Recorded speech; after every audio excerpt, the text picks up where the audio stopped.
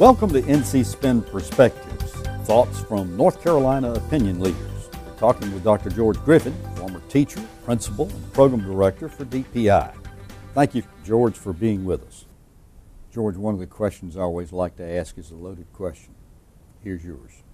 You are emphatic that we need to uncouple the link between student performance on test scores with teacher evaluation. Tell us, why do you say this, and how difficult is it going to be to get people from legislators to educators to parents to buy into this? Well, the second half of the question is easier to answer. It's going to be very difficult to get people to buy into it because everybody wants to evaluate everything in this culture in this day and age that we live in. But again, back to my point a few minutes ago, the tests are designed for a purpose. And a student performance test is designed to let you know how well a student's doing. It wasn't designed to measure how well a teacher's teaching. If we had such a test, I'd be out there saying, let's use it. Teachers know who the good teachers are, so do the administrators. So do the parents. The parents do, the students do. Yeah. There's no question about it. And these tests were not developed for that. There's too much margin of error in here. There are too many variables to try and control for in a test like that. And it's not statistically sound, educationally relevant, nor is it going to make anybody a better teacher because there's this measure about students. And we're just trying to get our student scores to be high enough to get in some category that I might pass to the next year as a teacher and get my raise. And that's no way to run an organization. George Griffin, you've made some very interesting and intriguing suggestions so far as how we could go about changing the status quo culture in education. You know any schools that are doing this? You know any school systems that are doing this that we could look at?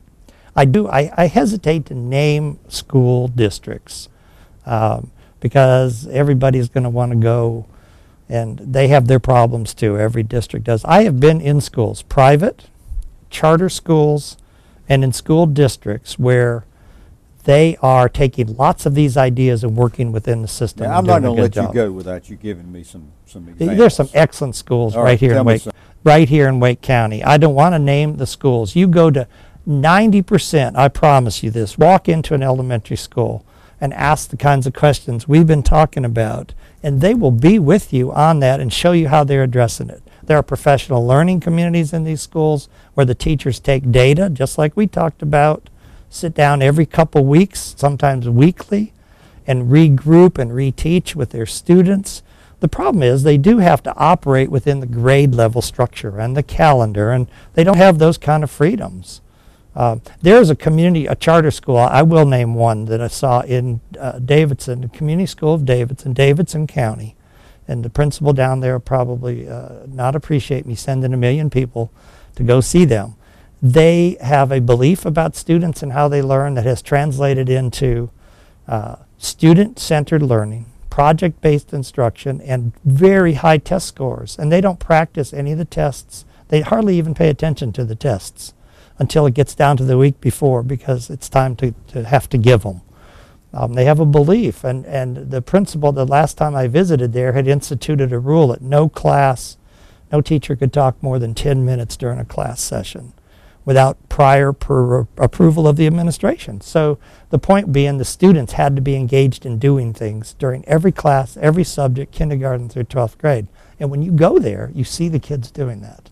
And there's over 1,000 students in the school, and it's public, and you know it's possible, because she has a vision and the staff has bought into it, and they're all about engaging students. And when I last went there, they had an 18% special needs population of students randomly selected into that school as well.